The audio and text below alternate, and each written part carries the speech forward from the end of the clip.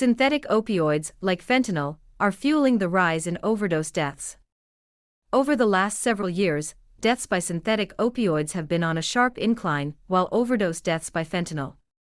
What drug users and people who work with them in Philadelphia talk about is the smell. The smell of rotting flesh from open infected wounds.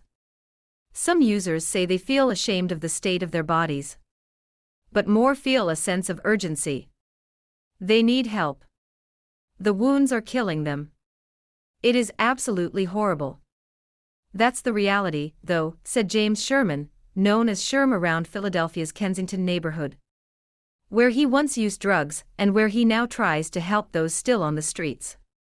The need for help has become more urgent over the last 3 years, as the animal tranquilizer xylazine, also called Tranq, has become a bigger part of Philly's street fentanyl supply. Xylazine can cause large wounds that won't heal, no matter where you inject it, and they can appear even if you snort it or smoke it. Infections are common and can even lead to amputations.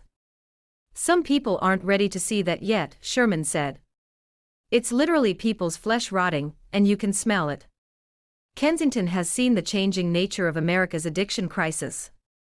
It has been well known as a place to buy heroin under the elevated rail line, a short distance, but a world away from the business and tourist centers of downtown. Heroin was edged out by the more powerful synthetic opioid fentanyl. But fentanyl's effects don't last as long as heroin, and so xylazine was added to street fentanyl to give it legs, according to Sarah Laurel, who founded Savage Sisters, the harm reduction group that employs Sherman.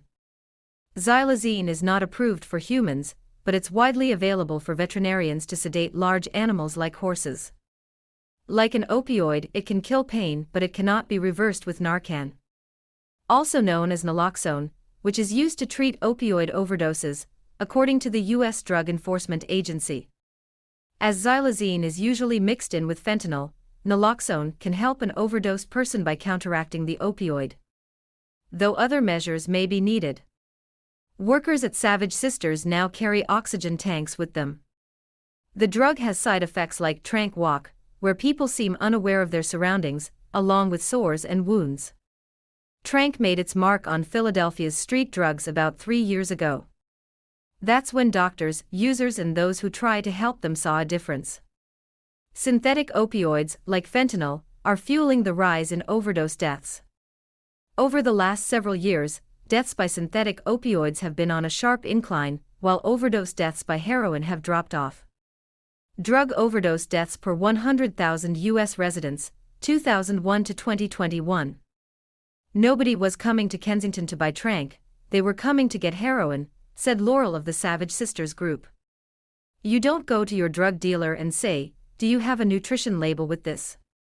You get what you get and you don't get upset. And whatever you get you eventually feel a physical compulsion to do, she said. Kensington now the fentanyl supply has adulterants to xylazine, is in 9 out of 10 samples of lab-tested dope in Philadelphia. Actor and more stars who died from fentanyl overdoses. Fentanyl has become one of the deadliest substances on the planet. The powerful narcotic, a synthetic opioid that's cheap to produce, is frequently mixed with recreational street drugs or prescription painkillers, creating a terrifyingly lethal combination that continues to claim more lives with each passing day. We're taking a look back at some of the bold-faced names we've lost to fentanyl over the years.